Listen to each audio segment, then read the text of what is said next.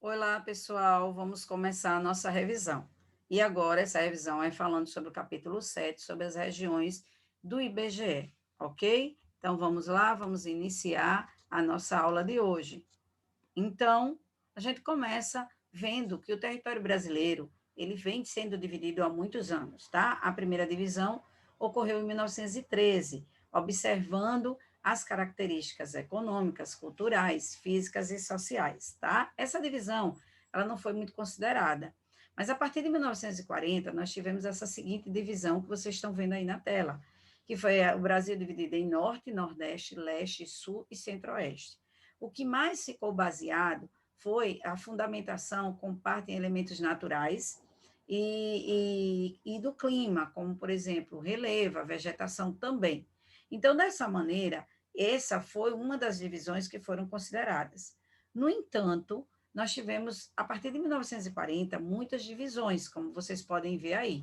Veio a divisão de 1945, a divisão de 1950, e a partir daí, de 10 em 10 anos, até chegar à última divisão, que é a divisão de 1990. No entanto, essa divisão, ela passa a ser atual quando a Constituição Federal Brasileira de 1988 passa a tornar o IBGE o responsável por essa divisão, tornando ele essa divisão oficial do Brasil, tá?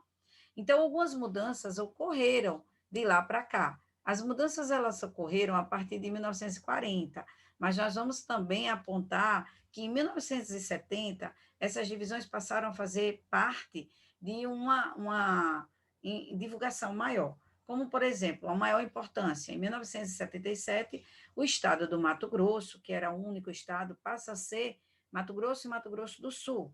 Essa é a primeira mudança que ocorre a partir de 1940, tá? Em 1960, em 1970, ela chega a vigorar.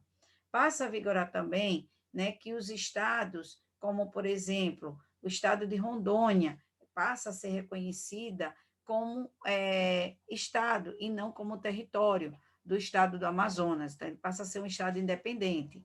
Outra modificação é o estado de Roraima, que pertencia ao Amazonas, e o estado do Amapá, que pertencia ao Pará. Eles eram também territórios desses estados, mas depois eles passam a ser estados independentes. Mais uma mudança é a ilha de Fernando de Noronha, que era considerado um território e passa a ser também fazer parte de um município, ou seja, do estado de Pernambuco, tá?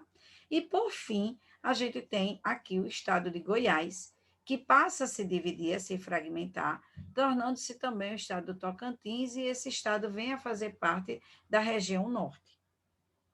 As principais características da região norte é que ela compõe quase todo o território brasileiro, ou seja, quase todo não, um pouco menos da metade. É uma região menos povoada, a gente sabe que é formada por 7 estados do Brasil, há uma maior referência, que é a floresta amazônica, tá? A floresta amazônica é uma das maiores referências, e é lá exatamente que está a maior quantidade dos povos indígenas. Uma outra coisa é as cidades mais importantes, que é Manaus e Belém, que tiveram seu apogeu, sua riqueza, através do ciclo da borracha. Uma das partes que são mais comercializadas é a caixã do Pará, o açaí, o látex e também o minério de ferro, bem como o ouro.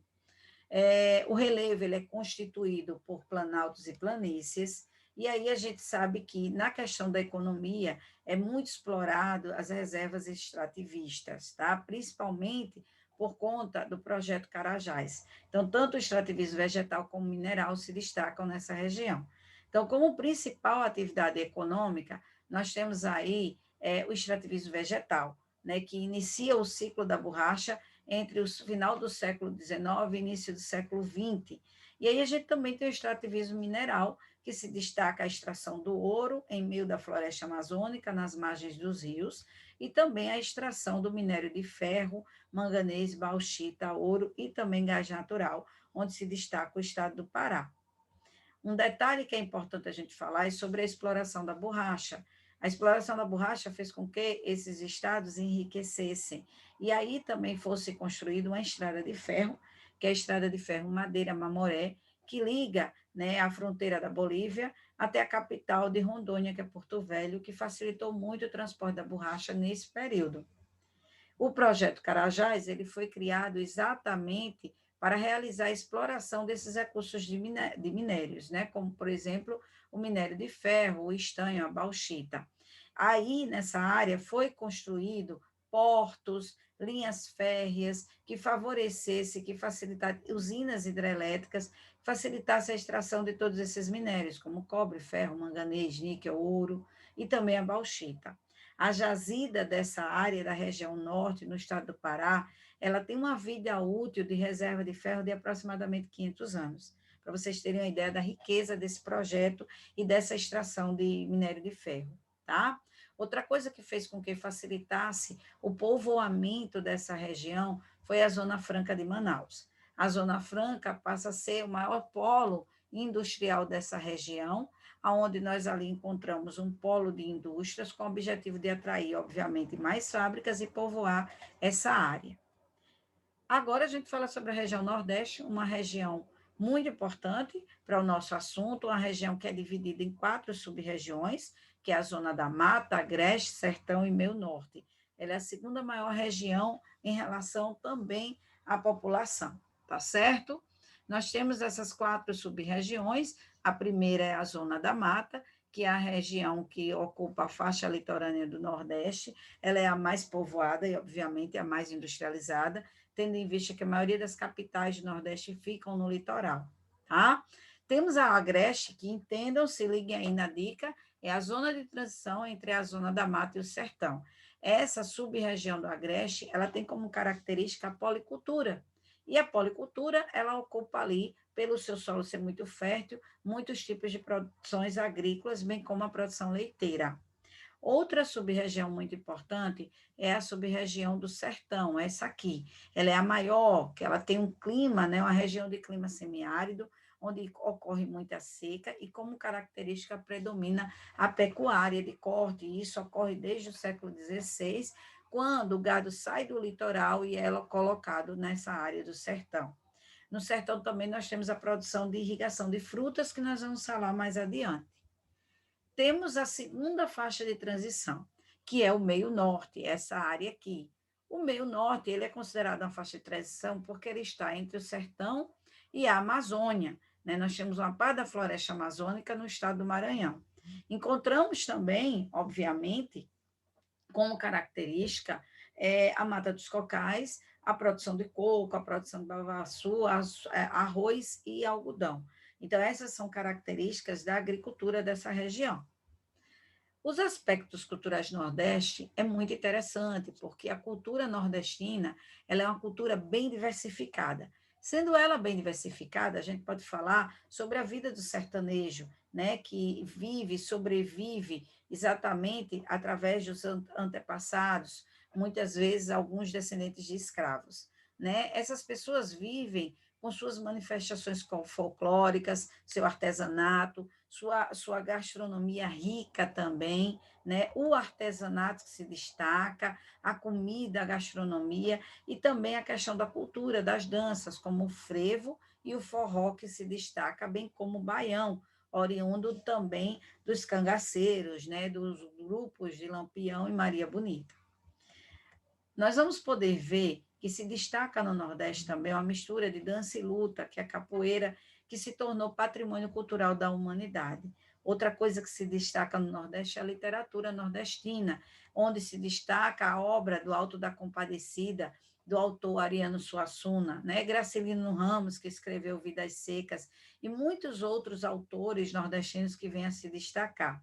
Uma coisa que se destaca também na literatura nordestina são esses folhetos, esses livrinhos coloridos, que é o cordel, onde vai passando, né, de geração para geração, contando os causos nordestinos. A culinária, que é muito rica, principalmente em frutos do mar. E esses frutos do mar, onde se destacam, né, o sururu, o camarão. Outro ponto importante é a irrigação do sertão nordestino. Nós temos o que chamamos de Vale do São Francisco. O Rio São Francisco ele corta alguns estados do Nordeste, 4 estados do Nordeste, e passando pelo sertão é feito um sistema de irrigação muito importante para o cultivo de uva e manga. Tá? Essa irrigação fez com que as cidades de Petrolina e Juazeiro, Petrolina em Pernambuco e Juazeiro da Bahia, se destacassem a nível de exportação, ok? E aí essas frutas saem com qualidade e é exportado para vários lugares do mundo. Em relação a outra região, a região centro-oeste. A região centro-oeste ela se destaca muito pelo seu planalto, o planalto central, se destaca também pelo clima tropical e também pela produção de soja, milho, trigo e principalmente a produção de carne bovina, tá? Encontramos nessa região o Planalto Central brasileiro, como vocês podem ver aí. O Planalto Central, como é uma área onde se destaca muito a vegetação de cerrado, em determinadas épocas do ano é muito quente, isso faz com que, de forma natural, ocorram algumas queimadas, né? Infelizmente, essas queimadas, elas exercem, apesar da tristeza, né, da perda da biodiversidade, mas elas também exercem um fator importante, que é o equilíbrio de formação de algumas novas espécies vegetais, tá? Encontramos aí que a vegetação, mesmo com o fogo, ela renasce, ela se recria nessa região, né? A produção agrícola é muito grande, né? Da soja principalmente, que faz com que o cerrado venha a ser substituído. Outra coisa nessa região do centro-oeste é a questão da zona de transição, onde o clima equatorial é muito importante, né? E aí a gente tem nessa zona de transição o clima equatorial da floresta amazônica, que se estende aí pelo estado do Mato Grosso também.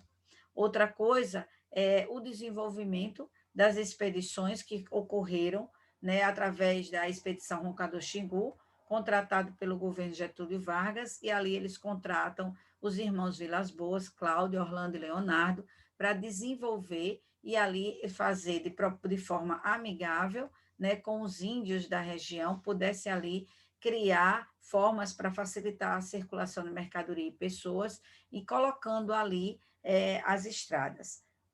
Os irmãos Vilas Boas foram peças fundamentais, pessoas fundamentais para que ocorresse ali, com base nas comunidades indígenas, se desenvolvesse ali o Parque Nacional do Xingu. Foi o primeiro parque indígena, onde abriga ali mais de 16 etnias, grupos indígenas diferentes, mas iniciou-se por eles e só em 1961 o governo Jânio Quadros vem sancionar a lei que transforma o primeiro Parque Nacional Indígena do Brasil. O Parque Nacional fica no estado do Mato Grosso e ele se estende até o Pará, onde existem esses grupos com línguas e culturas diferentes, ok? Então, nós temos aí, né, que se destaca na região centro-oeste, em direção à região norte, porque se abrange entre o estado do Mato Grosso e o estado do Pará, o primeiro Parque Nacional Indígena, que é o Parque Nacional do Xingu. Encontramos também um relevo que se destaca como serras e chapadas, dentre eles se destaca a Chapada dos Guimarães. Nós temos também o Pantanal Mato-Grossense, que se estende entre o estado do Mato Grosso e o Mato Grosso do Sul. Vemos aí imagens do homem pantaneiro, onde também é produzido uma grande quantidade de gado nessa região em áreas alagadas, né? O Pantanal é considerado pela Unesco Patrimônio Natural da Humanidade. Nessa região também se destaca a construção de Brasília. Brasília foi idealizada pelo presidente Juscelino Kubitschek, tá? Quem arquitetou Brasília foram duas pessoas, o Lúcio Costa, engenheiro, e o arquiteto Oscar Niemeyer, como vocês veem aí a imagem desses dois. Vamos poder ver, Brasília, ela foi construída em 3 anos e foi inaugurada em 21 de abril de 1960, sendo ela considerada uma das cidades mais modernas do território brasileiro, pela sua arquitetura mais moderna até hoje. A pecuária se destaca muito, principalmente na região do Pantanal, como vocês podem ver aí, os rebanhos são transportados de um lado para outro, principalmente no regime de períodos de cheias e vazantes do Pantanal. Então, existem momentos de cheias, existe momento de seca, e isso incide na transferência do gado de um lugar para o outro. Falando agora sobre a região sudeste, nós temos uma região com a faixa costeira que acompanha o que nós chamamos de Serra do Mar, que vocês observam aqui nessa imagem. Nós temos estados muito importantes, como Minas Gerais, Espírito Santo, Rio de Janeiro e São Paulo, onde há uma concentração muito grande de indústrias, do ponto de vista indústrias voltadas à petroquímica, automobilística, indústrias aeroespaciais, e aí nós temos também o desenvolvimento econômico, né? O relevo predomina os planaltos e regiões serranas, como a gente pode ver aí nesse mapa, né? Nós temos as áreas mais escuras, como a Serra da Mantiqueira, a Serra do Mar, que se destaca bastante, também o Vale do Paraíba, que é entre o estado de São Paulo, Rio de Janeiro e Minas Gerais, e áreas serranas do Espírito Santo. Nessa área, nós temos também a hidrografia, que se destaca dois grandes rios, como o Rio Paraná e o Rio São Francisco. Tá? O Rio São Francisco ele nasce em Minas Gerais e deságua entre os estados de Alagoas e Sergipe. Vamos ver também o clima dessa região, que predomina, logicamente, o clima tropical, mas devido às grandes altitudes, nós temos aí o clima tropical litorâneo, na faixa litorânea, nós temos no sul de São Paulo também o clima subtropical, devido à linha do Trópico de Capricórnio, que ali nós instituímos que a partir do Trópico de Capricórnio o clima é subtropical, a temperatura tende a baixar um pouco mais, e alguns trechos, como a Serra do Mar, nós encontramos áreas do clima tropical de altitude, ok? Devido à altitude do relevo ser maior. Na vegetação, nós encontramos nessa região, na região sudeste, Mata Atlântica, na Serra do Mar e na Serra da Mantiqueira, Cerrado, né, em São Paulo e Minas Gerais, nós encontramos também a Caatinga e a Mata das Araucárias. A ocupação do sudeste, ela se deu principalmente devido às atividades da mineração e da cafeicultura. Depois nós tivemos a exploração do café no norte do Paraná e no sul de Minas, que se destacou bastante para ser voltada à exportação. O café passa a modificar a questão da aceleração da urbanização e passamos a ter ali algumas migrações internas, o que favoreceu o crescimento do núcleo populacional na região sudeste, né? E aí a gente vê que para atender o crescimento econômico dessa área, nós tivemos a ampliação da infraestrutura com as rodovias, com as ferrovias e também com as hidrovias, que vocês podem ver aí nessa imagem. A concentração econômica industrial ficou mais voltada nessa região com a industrialização e aí com a disponibilização de recursos financeiros, o mercado consumidor e a infraestrutura de implantação de indústrias, como vocês podem ver na imagem aí. Essas indústrias passam a se tornar muito importantes e, a partir daí, a região passa a se tornar uma região cara e, em virtude disso, há uma desconcentração industrial, onde muitas indústrias passam também a deixar de ser instaladas ou crescer nessa região e irem para outras regiões com o objetivo de incentivar a instalação de diferentes regiões do Brasil, tá? A instalação de indústrias em outras regiões, e isso teve a questão da isenção de impostos e doação de terrenos também, para facilitar com que essas indústrias pudessem ser instaladas em outras regiões e assim o Brasil pudesse também crescer economicamente em outros lugares. A região sul, ela é a menor região do Brasil, mas é uma região muito importante economicamente, é uma região onde nós temos uma colonização alemã, uma colonização italiana, uma colonização portuguesa, é marcada também pela presença da agricultura familiar. O processo de povoamento dessa região se deu com a chegada de muitos imigrantes europeus. Esses imigrantes chegaram, né, foram trazidos da Europa, trazidos para o Brasil, e aí tiveram doação de terrenos, onde eles ali começaram a ocupar regiões, principalmente a região sul do Brasil, tá? Em virtude da substituição da mão de obra escrava, esses imigrantes chegaram, concentraram-se nessas regiões, entre a região sudeste e sul, mas a região sul, devido ao clima e o relevo muito parecido com o relevo e o clima de países da Europa, eles começaram a se concentrar nessa área, bem como tomar parte da região por conta da questão do território. Bom, os principais imigrantes que chegaram, né, nessa região foram os italianos, os alemães, os poloneses, os portugueses também, os eslavos e os holandeses, tá? Bom, a região sul, ela tem, na parte da economia, ela ocupa a segunda região econômica do Brasil, com o seu crescimento industrial, favorecendo o PIB brasileiro. As atividades industriais destacam seu setor metalúrgico, automobilístico e têxtil, como nós podemos ver aí, tá? Muitas fábricas, né, voltadas também à produção da carne, né, de frango, né, da carne suína, ou produz também nessa região um rebanho suíno muito grande, como nós podemos ver. Nós temos também o turismo que se destaca muito por conta do Parque de São Miguel das Missões, que foram as primeiras vilas de povoamento dos jesuítas no sul do Brasil, e o Parque Nacional das Cataratas de Iguaçu, que se destaca no turismo. Bem, a gente conclui aqui, né, um pouco da nossa revisão, e agora nós vamos para a revisão das regiões geoeconômicas. Um beijo e até lá.